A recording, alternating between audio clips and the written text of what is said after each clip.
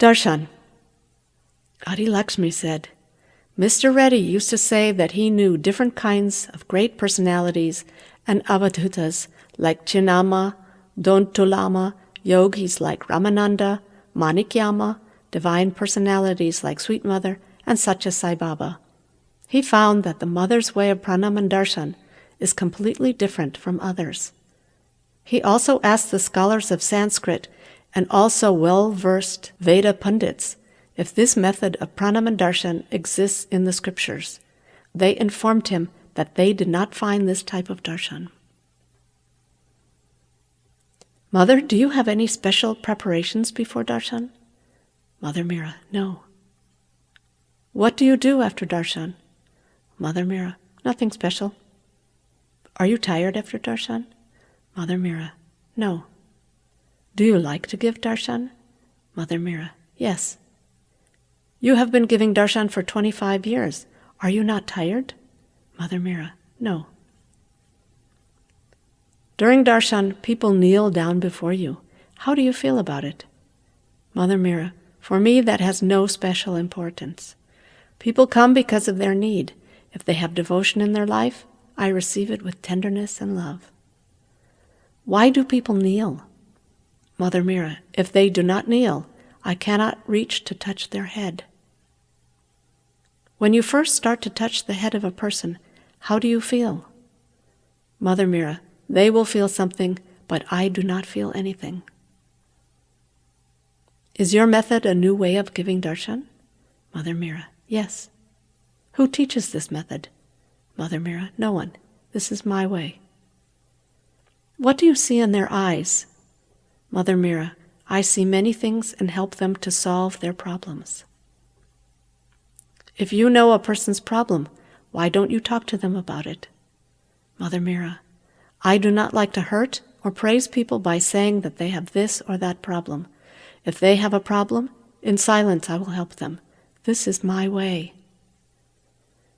Is it true that one can receive more in silence? Mother Meera, yes. When you are in silence, there are less thoughts and you can see clearly what your problem is, where to focus, where the problem lies, how to get rid of it, or who is really responsible, how much oneself is involved in it, and so on.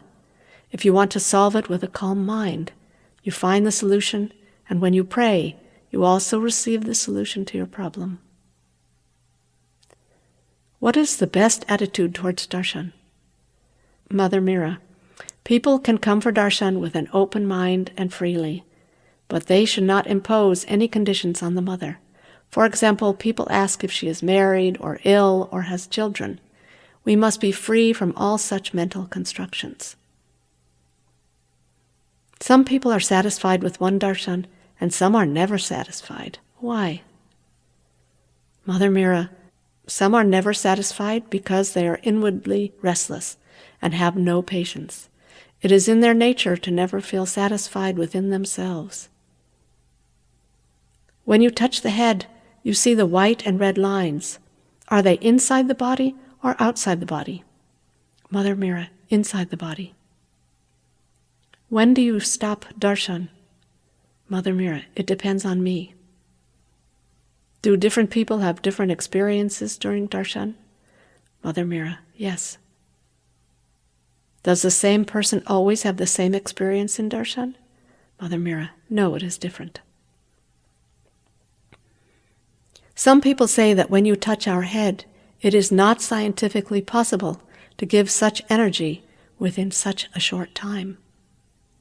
Mother Meera, if you read the Puranas, the Vedas, and other scriptures, there are examples that within a fraction of a second, one can realize God. Science will come to understand energy as the consciousness of scientists expands. Specifically, if a scientist receives the light, his understanding of the energy will grow.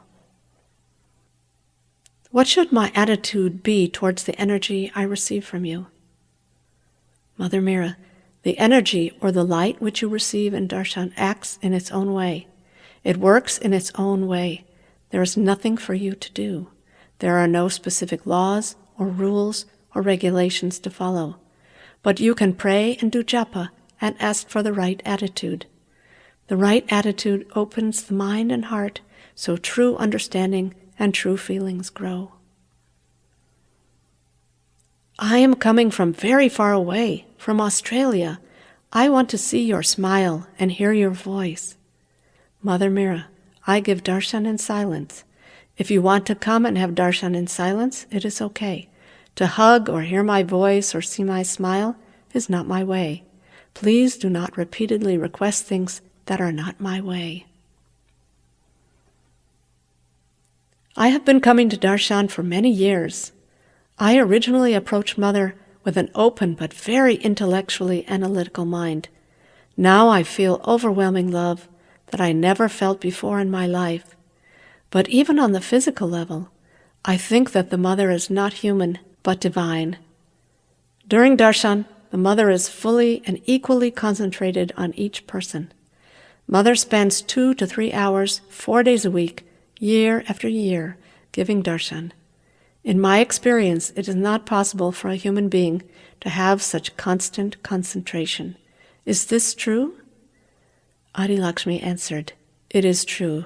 Her patience and concentration are like a majestic mountain." Is the Mother courageous and strong during darshan? Adi Lakshmi, the Mother is very courageous, strong, and gracious. Nearly 400 eyes focus on her during darshan, but she is always calm, still, and unchanging. During darshan, when we receive Mother's light, sometimes we see more darkness within ourselves. One is horrified to see this falsehood within oneself with such clarity. What should we do? Mother Meera, be calm and offer it to the divine. People have come to you for darshan from all over the world, and yet for the most part, since you came to Europe, you have remained in a small village in a quiet corner of Germany. What made you decide to remain here when so many others who have offered spiritual help often traveled the world in a very public and visible way? Mother Meera, in my way, in order to help people, it is not necessary to travel. Regardless of where people live, if they need my help, if they pray sincerely and wholeheartedly, they will get my help regardless of my physical separation. Can you tell us briefly what darshan involves and why it is helpful to those who come to you? Mother Meera, people come to darshan to have their own experience. Adi Lakshmi added, a 7-year-old American child came to darshan for the first time. After darshan, I asked him, "How is darshan?" Poetically, he replied, "Mother's eyes are crystals cleansing the soul." This expression of truth touched my heart. This is wonderful to feel. His answer is simple. His love for the Mother is great. He wants to build a castle where there will be a very big hall only for Mother's darshan. His love for the Mother made me happy. He is a great soul. Children are more open to the divine, and it is easy for them to feel the divine presence. I told the Mother the beautiful experience of the child. The Mother listened silently and nodded her head. I asked one of the first-time visitors to darshan, whose mother had previously been to darshan, about her experience. She said that it is a miracle that her mother, a conservative Catholic, had a profound experience with the Mother. So she decided to come and see the Mother herself. Darshan was very powerful for both of us. My mother is now experiencing the Divine Mother's grace very strongly in her life as well. I cannot express my gratitude for this experience. Before, my mother and I did not have a good relationship, but now it is completely changed. I want to say that there began a period of deep peace, happiness, and closeness with the divine. My life had always been pretty intense and dramatic until then. This profound peace and inner connection became pretty steady in the background of my activities. Through these experiences, I truly learned to love and trust the Mother. The best way I can describe darshan is that it feels like I swallowed a piece of the sun, and every part of my being, every cell, is basking in its warm, radiant light.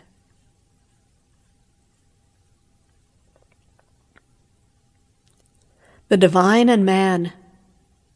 You have said, when you know you are divine, you can become completely human. What does it mean? Mother Meera, the divine can come to the human level, and the human can understand completely his relationship with the divine. Will the divine destroy all of humanity? Mother Meera, no, the divine does not destroy. Human beings destroy. In the scriptures, I read that with the permission of Adiparashakti, birth and death takes place. Is this true? Mother Meera, yes. Advaita describes that the world is an illusion. Is this true? Mother Meera, the world is real because we touch, feel, see, and we live in it. One can say that God is an illusion if one doesn't have any connection with him. If you have the connection, you may understand that God is real, but not the world. What is the best way for people to discover their life's purpose at this time? Mother Meera, at this time or at any time, the purpose of the human being is to remember the divine. If people want to know their life's purpose, but do not know Mother Meera, is your energy available to help those persons to discover their purpose? Mother Meera, it is not necessary to know me. If people are sincere and faithful to their faith, whatever path or religion or technique it may be, I help them to find out their purpose and also strengthen their faith. Why would God ask us to love him? Mother Meera, God never comes and asks us to love him. Human beings themselves create the temples and forms of worship because they want to experience God's love. Avatars come to earth because of God's love, and human beings experience the greatness of love in the avatars. Is it possible for a person to receive the light at all times? Mother Meera, no. Why? Mother Meera, man has a physical life, a mental life, and a spiritual life. It is generally impossible for man to be always in the spiritual life. For some people, the physical life dominates, and for others, the mental life or the spiritual life dominates. It is possible to open only sometimes to the light. Is it true that everyone has light? Mother Meera, if everyone has light, then there is no suffering. Does Mother Meera know who I am? Mother Meera, it is not necessary to know who you are, but it is better for you to know who I am. Sometimes I think that the divine is selfish. Is it true? Mother Meera, no, the divine is selfless. You come to the divine and you receive peace, happiness, and satisfy yourself. You are not giving anything to the divine. After satisfying yourself, you go away. After some years, when your desires are not fulfilled, you blame the divine. In the end, what you have given to the divine is only selfishness. Even if you bow down to the divine, you do it with an expectation of something from the divine with selfish motive, not with unselfishness. Is it true that if we hurt human beings, we hurt Paramatman? Mother Meera, it is not true. People praise Premamayi, Karunamayi, Divine Mother, and so on when something good happens, but if even a small desire of theirs is not fulfilled, the same person blames the mother. Why is this? Mother Meera, because of their ignorance and also because they don't have deep enough devotion and faith. My time in life is precious. Should I spend my time searching for God? Mother Meera, your time is not precious. Divine time is precious. I have spent many hours working for the divine. Mother Meera, when we work for the divine, count not the hours. I am peaceful and happy in your presence. Is my experience true or false? Mother Meera, I do not decide if your experience is true or false. When you hear something against your guru or avatar or master, if you are not shaken by hearing that, then your experience is true. What is the difference between human and divine? Mother Meera, it is the law that the human has to change in order to unite with the divine. I am feeling guilty and I am miserable. What shall I do? Mother Meera, offer your feeling of guilt to God or the divine. You can follow your own path. I will help you. Many people seem to go through a pattern of believing in the divine and praising the divine, but later on they turn against the divine and even blame the divine. Why do people change? Mother Meera, for example, if you go shopping and after searching for a particular dress, you find one matching your taste, you buy it. Every day you wear it. After a while, you throw it away because it is old. In the same way, you come to the divine. You search for the divine here and there until you find the divine. You are satisfied and content and you praise the divine. Day after day, as long as you are satisfied, you stay loyal and praise. Later on, when small desires of the ego are not fulfilled, your ego blames the divine. As you throw away the old dress, in the same manner you reject the divine. You paid money to have a dress you loved, but then rejected it. Similarly, most people try to use the divine and then reject it. But the divine is always the same, eternal and full. It is like an ocean, never ending. Many come with thirst. According to their thirst, they drink and their thirst is fulfilled. But the ocean is always full and never empty. Man, after satisfying his thirst, completely forgets God. Instead of being grateful, he is ungrateful. This is human nature. This is where man must change. If someone writes negatively about the divine, what is your reaction? Does it hurt you? Mother Meera, the position of the divine does not change. For a famous man, when something bad is known to the public, it damages his fame. But the divine's position is eternal.